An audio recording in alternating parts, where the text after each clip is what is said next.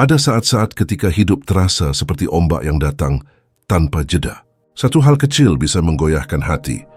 Satu ucapan bisa membuat kita mempertanyakan diri sendiri. Di tengah hiruk-pikuk dunia yang penuh reaksi, kita sering lupa, tidak semua hal layak mengguncang kedamaian kita. Mungkin kita tak bisa mengendalikan apa yang orang katakan atau bagaimana dunia memperlakukan kita. Namun kita selalu memiliki kuasa atas satu hal, cara kita menanggapi semuanya. Disitulah seni ketenangan itu lahir. Para filsuf Stoik percaya bahwa kebahagiaan bukan tentang dunia yang sempurna, melainkan tentang jiwa yang mampu berdamai dengan ketidaksempurnaan. Mereka mengajarkan bahwa ketenangan sejati muncul ketika kita berhenti membiarkan hal di luar diri menentukan keadaan di dalam diri. Mari, di ruang ini, kita belajar tentang 7 prinsip Stoik.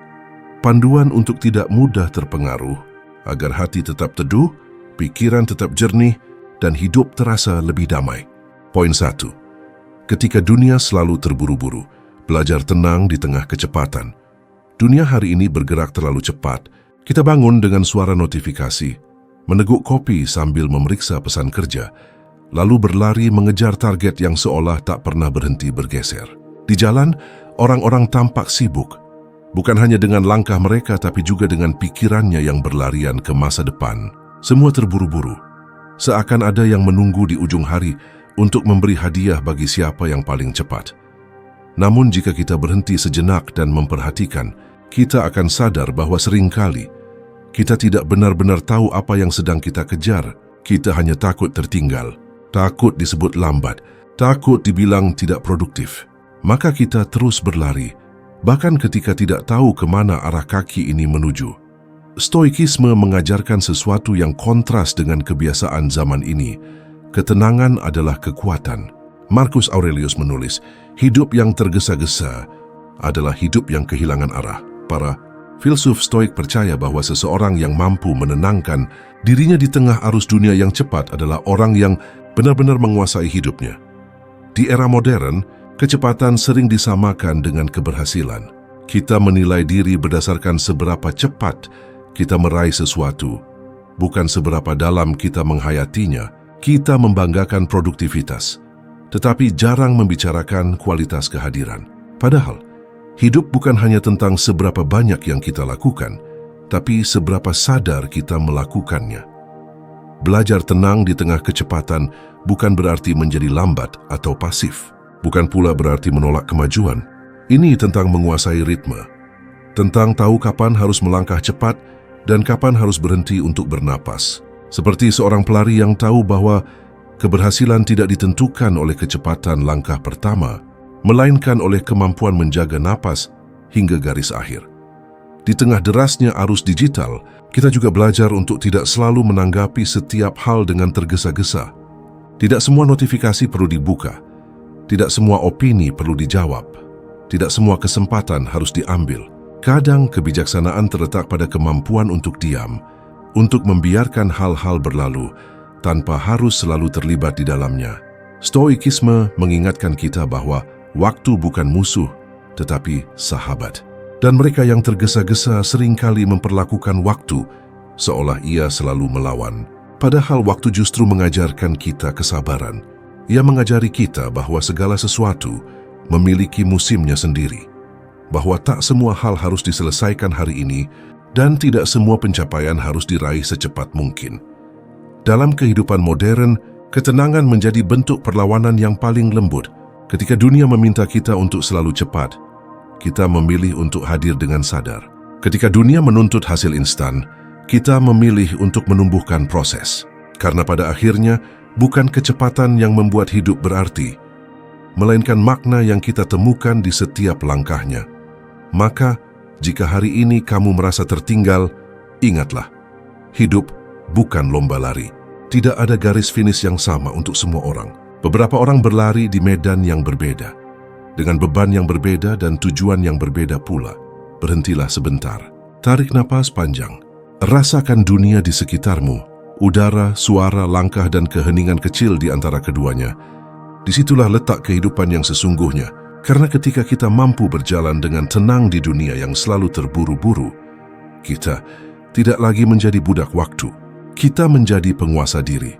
Dan itulah inti dari kebijaksanaan Stoik, bahwa kedamaian tidak datang dari mempercepat langkah, melainkan dari memahami irama hidup dan berdamai dengannya. Poin 2, seni tidak terseret drama. Menjaga kedamaian di tengah konflik sosial. Di era ketika setiap orang bisa berbicara, dunia menjadi panggung besar yang penuh suara. Kita hidup dalam kebisingan opini, di mana setiap isu berubah menjadi perdebatan, dan setiap perbedaan pandangan bisa berakhir dengan permusuhan. Media sosial, yang dahulu diciptakan untuk mendekatkan, kini sering menjadi medan pertempuran ego. Tempat orang berlomba untuk menjadi yang paling benar, bukan yang paling bijak.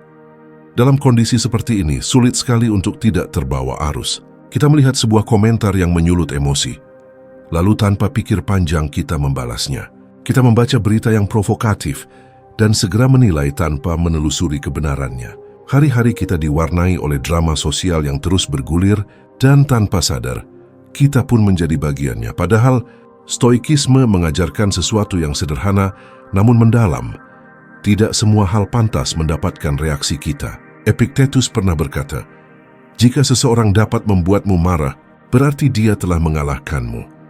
Dalam setiap situasi, Stoik mengingatkan bahwa kekuasaan sejati terletak pada kemampuan untuk tetap tenang, bahkan ketika dunia di sekeliling bergolak. Tidak terseret drama bukan berarti tidak peduli terhadap persoalan sosial. Justru sebaliknya, itu berarti kita peduli dengan cara yang lebih bijak.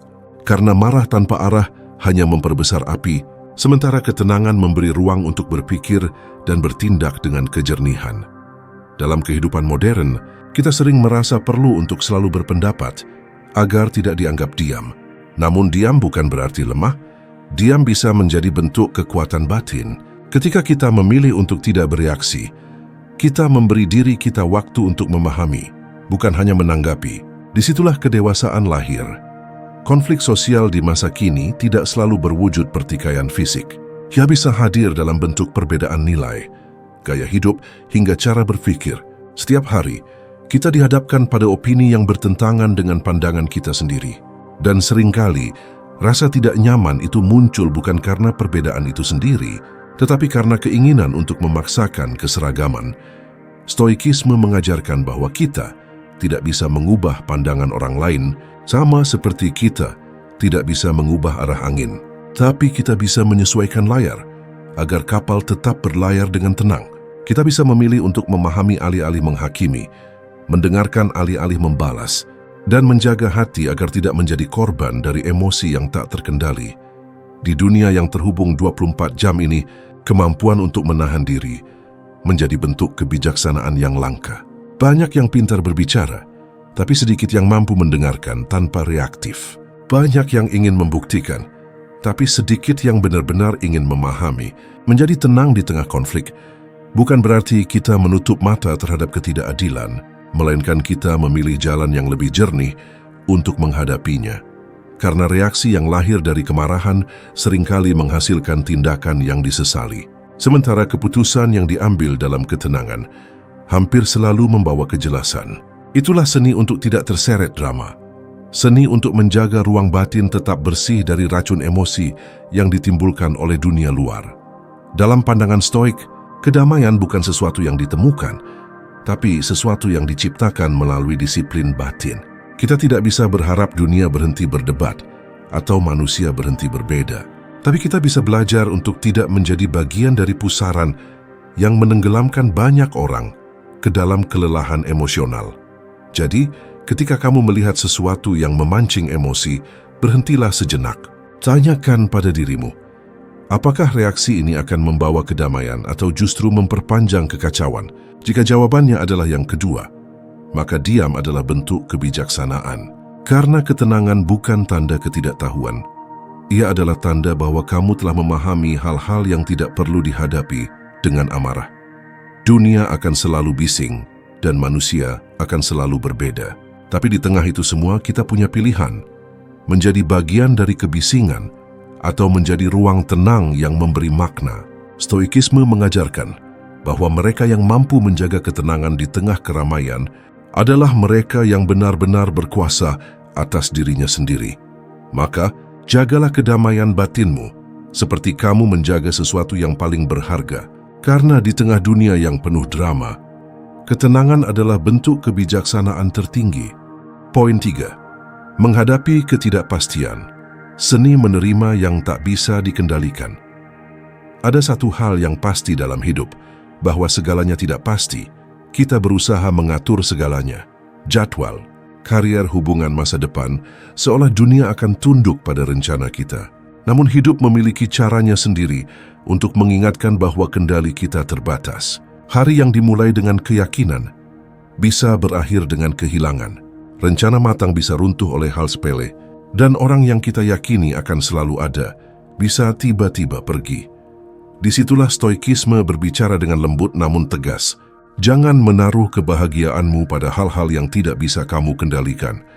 Filsuf Epictetus pernah mengajarkan bahwa hidup terbagi menjadi dua, hal-hal yang berada di bawah kendali kita dan hal-hal yang tidak. Di bawah kendali kita adalah pikiran, keputusan, dan tindakan. Di luar kendali kita adalah hasil, reaksi orang lain, cuaca, waktu, bahkan takdir. Kebijaksanaan hidup terletak pada kemampuan membedakan keduanya. Namun di zaman modern, kita justru dibesarkan dengan keyakinan bahwa segalanya bisa dikontrol. Kita memiliki teknologi untuk mengatur waktu, uang, bahkan perasaan. Kita membaca buku motivasi yang berkata bahwa kamu bisa menjadi apapun yang kamu mau. Tapi kenyataannya, tidak semua hal bisa berjalan seperti keinginan kita. Dan ketika kenyataan tak sejalan dengan ekspektasi, kita pun mulai resah. Kita ingin semua berjalan sesuai rencana, namun hidup bukanlah algoritma yang bisa diatur. Ia adalah aliran air yang bergerak bebas, kadang deras, kadang tenang. Kadang membawa kita ke arah yang tidak kita duga.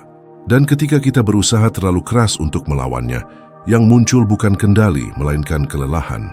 Stoikisme mengajarkan sebuah seni yang jarang diajarkan di sekolah manapun, seni menerima. Bukan menerima dalam arti menyerah, melainkan kesediaan untuk mengakui bahwa ada kekuatan yang lebih besar dari kehendak kita, bahwa tidak semua hal bisa kita atur, dan itu tidak membuat kita lemah.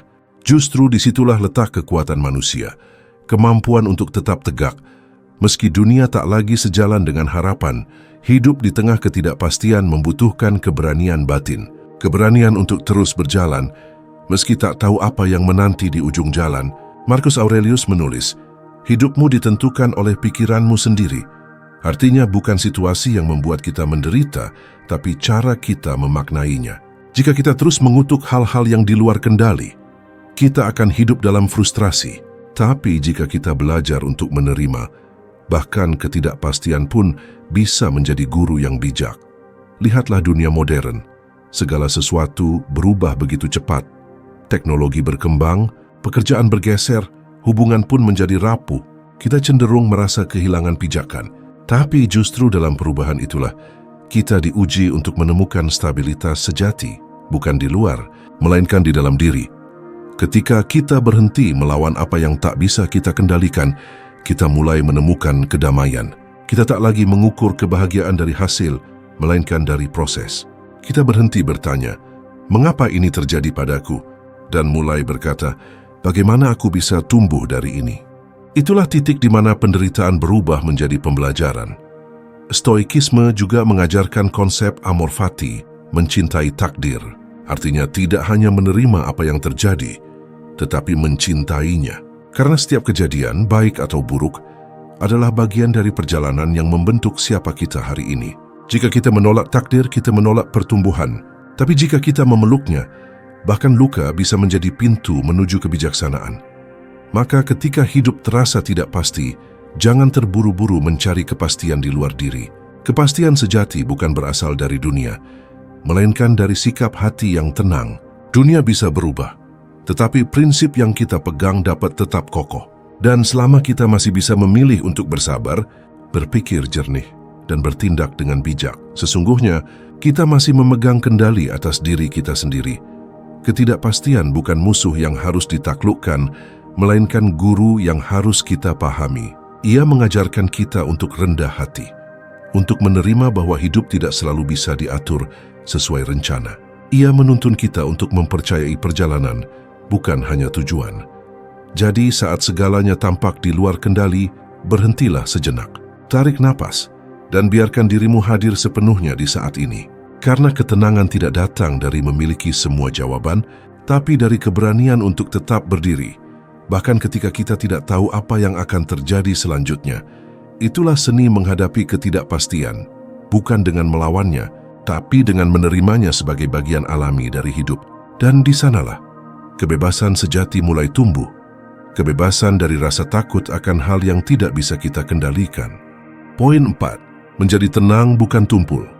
Membedakan emosi dan reaksi. Banyak orang salah paham tentang ketenangan. Mereka mengira bahwa menjadi tenang berarti tidak merasa apa-apa.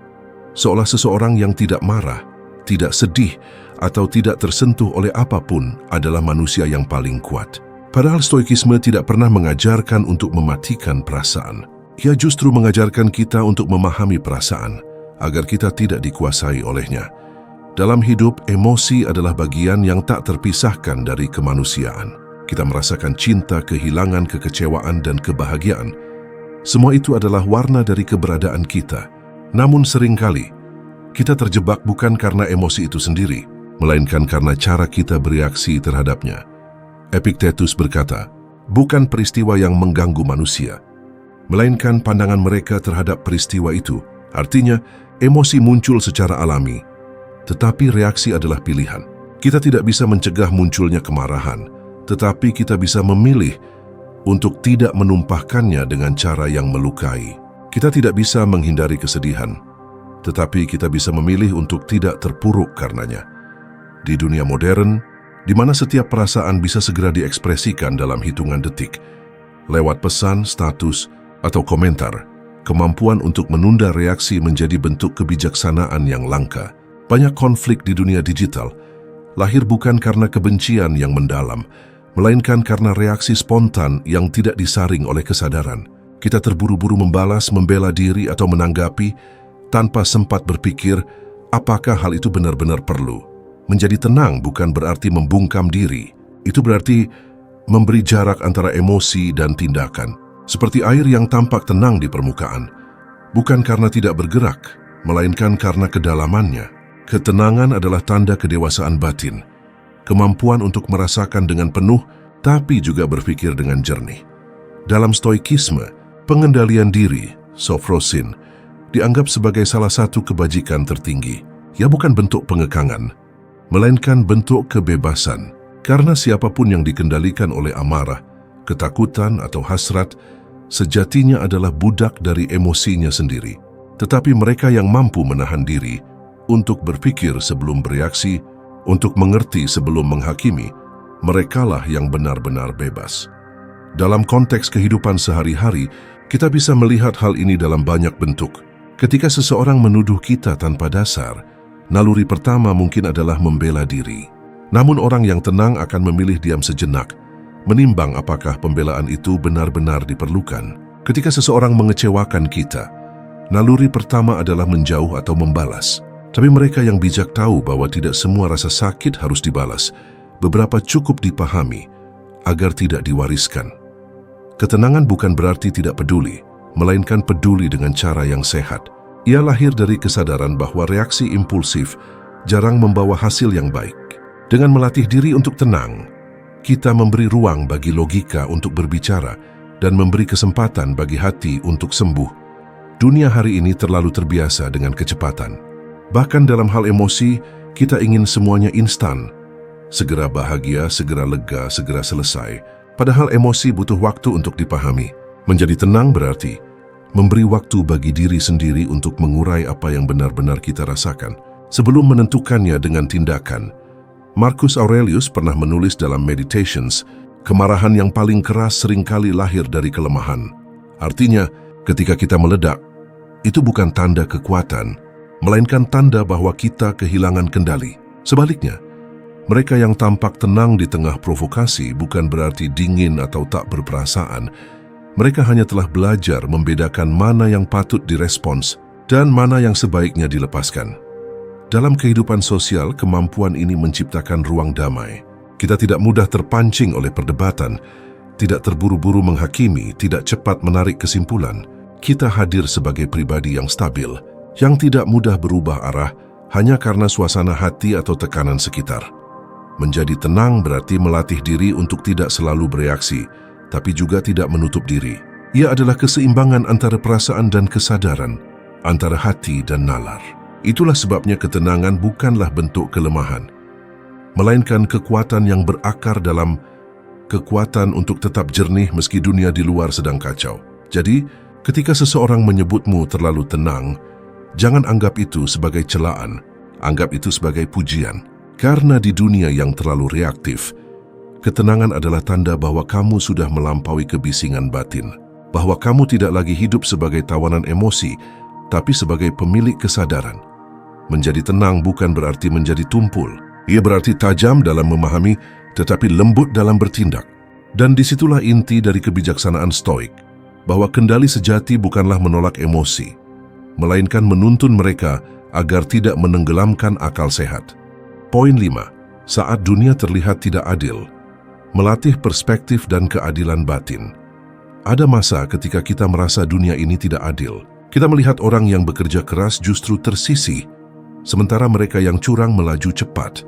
Kita menyaksikan kebaikan yang diabaikan dan kejujuran yang disalahpahami. Kadang, ketidakadilan itu begitu nyata, begitu menusuk, hingga membuat kita bertanya, untuk apa berbuat baik jika hasilnya tidak seimbang? Di titik itulah kebijaksanaan Stoikisme berbicara. Ia tidak berjanji bahwa dunia akan menjadi adil. Ia justru mengajarkan kita untuk tetap adil, bahkan ketika dunia tidak demikian. Marcus Aurelius menulis, keadilan adalah satu-satunya kebajikan yang menjadikan manusia benar-benar manusia. Karena adil bukan soal membalas setimpal, melainkan tentang menjaga keutuhan nurani di tengah dunia yang goyah. Dalam hidup modern, rasa ketidakadilan muncul di mana-mana, di tempat kerja, dalam hubungan, bahkan di dunia digital. Kita melihat orang lain mendapatkan kesempatan dengan cara yang tidak jujur, atau mendapatkan sorotan tanpa usaha yang layak. Media sosial memperbesar jurang itu, menampilkan kesuksesan yang seolah mudah dan membuat kita merasa hidup kita tertinggal jauh di belakang. Namun Stoikisme mengingatkan kita untuk berhenti menilai dari permukaan. Dunia mungkin tampak tidak adil, tapi ada kalanya yang tampak menang di luar justru kalah di dalam.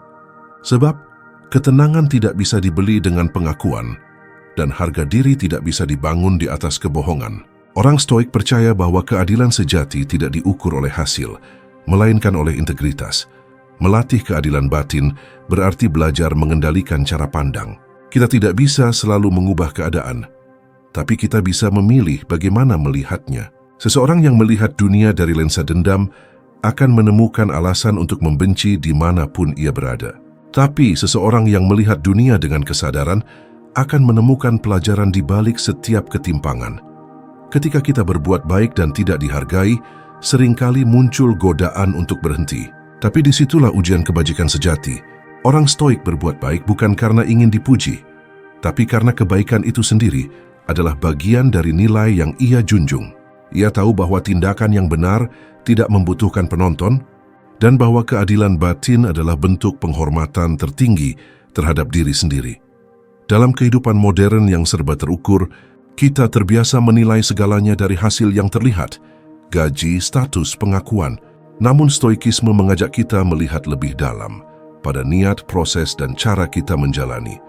Karena terkadang, ketidakadilan yang kita rasakan hanyalah perbedaan waktu antara usaha dan hasil. Dunia tidak selalu memberi balasan segera, tapi kebajikan tidak pernah sia-sia. Seneca pernah menulis, tidak ada orang yang kehilangan apapun karena berbuat adil. Bahkan ketika keadilan kita tidak diakui, kita tetap memiliki sesuatu yang tidak bisa diambil siapapun, ketenangan hati. Dan ketenangan itu, dalam pandangan Stoik adalah bentuk kebahagiaan tertinggi. Melatih perspektif bukan berarti menutup mata terhadap kenyataan. Kita tetap boleh marah terhadap ketidakadilan, tapi jangan sampai amarah itu mengubah kita menjadi bagian dari ketidakadilan itu sendiri. Ketika dunia memancing kita untuk membalas dengan cara yang sama, justru di sanalah kita diuji. Apakah kita akan menjadi seperti mereka yang kita kritik atau tetap berpegang pada nilai kita sendiri? Dalam konteks sosial hari ini, keadilan batin juga berarti menahan diri dari penghakiman yang cepat. Kita hidup di masa di mana opini terbentuk hanya dari satu potongan video, satu cuitan, satu narasi. Padahal stoikisme mengajarkan, jangan menghakimi sebelum memahami sepenuhnya. Karena seringkali, yang tampak tidak adil hanyalah sebagian dari cerita yang belum selesai. Di dunia yang terus berubah, adil bukan lagi sekadar tentang hukum atau sistem, tapi tentang keberanian untuk tetap berpegang pada nilai kemanusiaan, tentang memilih kebaikan meski tidak disorot, tentang tetap jujur meski tidak diuntungkan, tentang tetap berbuat benar meski tidak ada yang melihat. Dunia tidak selalu adil dan mungkin tidak akan pernah sepenuhnya adil. Tapi ketidakadilan di luar tidak harus membuat hati kita ikut bengkok. Keadilan batin berarti menjaga keseimbangan. Bahkan ketika keadaan di luar tidak seimbang, ia adalah keputusan untuk tetap bersih di tengah kekacauan, tetap jernih di tengah kabut, dan tetap berbelas kasih di tengah kebencian. Maka, ketika kamu merasa dunia tidak berpihak, jangan biarkan hatimu menjadi pahit. Jadilah seperti batu karang di laut yang tak goyah.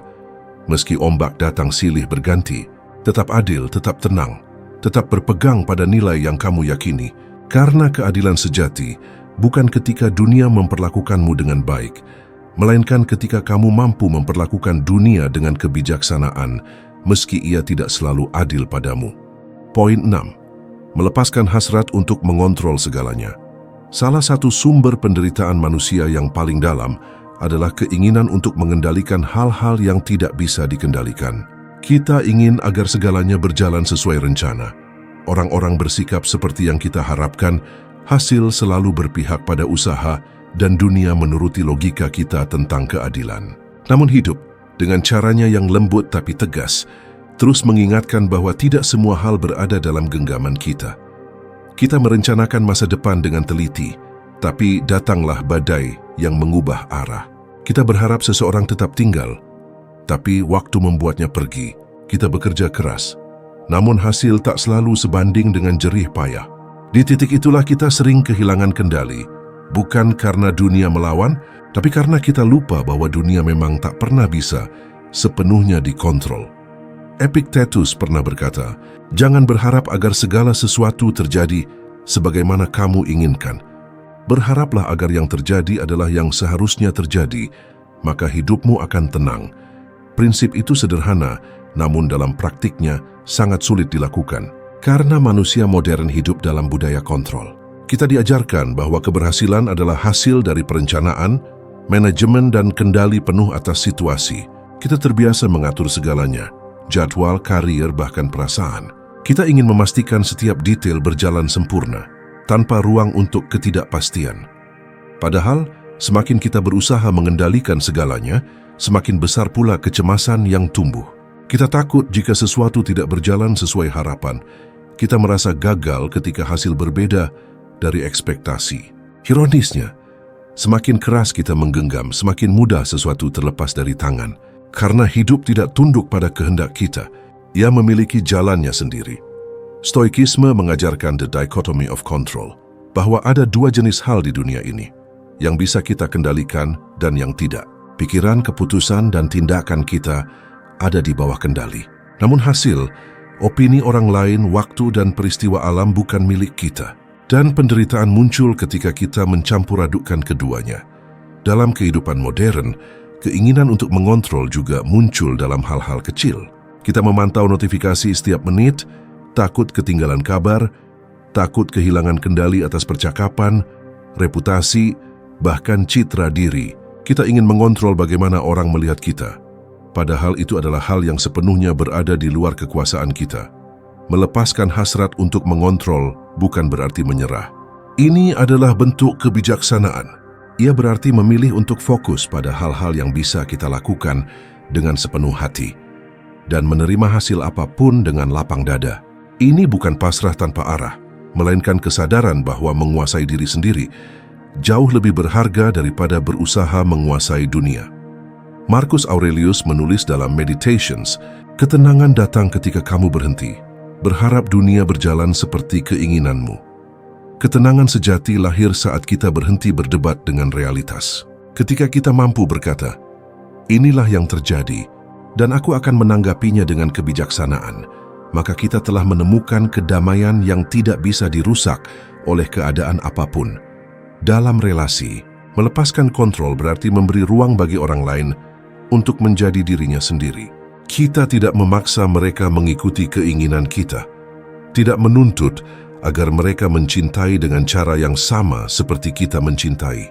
Dalam pekerjaan, melepaskan kontrol berarti menerima bahwa hasil tidak selalu mencerminkan usaha, namun nilai sejati terletak pada dedikasi. Hidup bukan tentang mengatur arah angin, tapi tentang belajar menyesuaikan layar. Ketika kita berhenti mencoba mengubah hal-hal yang tak bisa diubah, kita mulai menemukan kekuatan dalam fleksibilitas. Kita menjadi lebih ringan, lebih lapang, lebih damai. Stoikisme tidak mengajarkan kita untuk berhenti berusaha. Sebaliknya, ia mengajarkan kita untuk berusaha dengan kesadaran. Lakukan yang terbaik dalam wilayah kendalimu, lalu lepaskan sisanya. Biarkan dunia berjalan dengan ritmenya, sementara kamu menjaga ritme batinmu sendiri. Karena seringkali, bukan dunia yang terlalu keras, tapi genggaman kita yang terlalu kaku. Ketika kita belajar untuk menerima, beban yang kita bawa menjadi lebih ringan. Kita berhenti melawan arus dan mulai belajar berenang bersamanya. Dan disitulah, untuk pertama kalinya kita benar-benar merasa bebas. Bukan karena dunia berubah, tapi karena kita berhenti berusaha mengubah segalanya. Maka, lepaskan sedikit. Biarkan kehidupan mengalir sebagaimana mestinya. Fokuslah pada hal-hal yang memang menjadi bagianmu, dan biarkan sisanya berjalan di luar kendali tanpa rasa takut. Karena pada akhirnya, melepaskan bukan kehilangan. Melepaskan adalah menemukan kembali kedamaian yang selama ini tertimbun oleh hasrat untuk mengatur segalanya. Poin 7. Hening yang menyembuhkan, menemukan damai di dalam diri. Di dunia yang tak pernah berhenti berbicara, keheningan telah menjadi kemewahan. Kita hidup di tengah bising yang konstan, notifikasi yang berdering, berita yang bergulir tanpa henti, percakapan yang tak pernah selesai.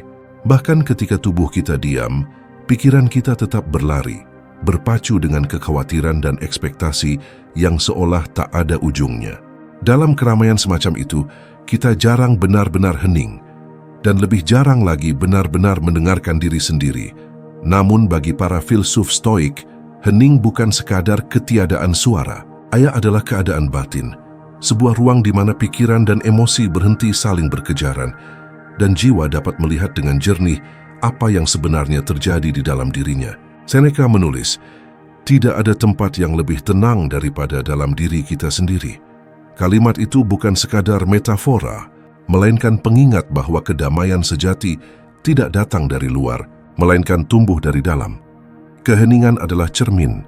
Di dalamnya kita melihat diri kita tanpa peran, tanpa topeng, tanpa hiruk-pikuk pencitraan yang melelahkan. Di sana, kita bisa jujur menatap luka yang belum sembuh, kekhawatiran yang belum selesai, dan harapan yang kadang terlalu berat untuk dipikul. Hening mengajarkan kita untuk berhenti melawan dan mulai memahami. Ia bukan pelarian dari dunia, melainkan cara untuk berdamai dengannya. Dalam kehidupan modern, banyak orang takut pada keheningan. Mereka menyalakan musik agar tidak sendiri dengan pikirannya, menggulir layar agar tidak harus berhadapan dengan kekosongan batin.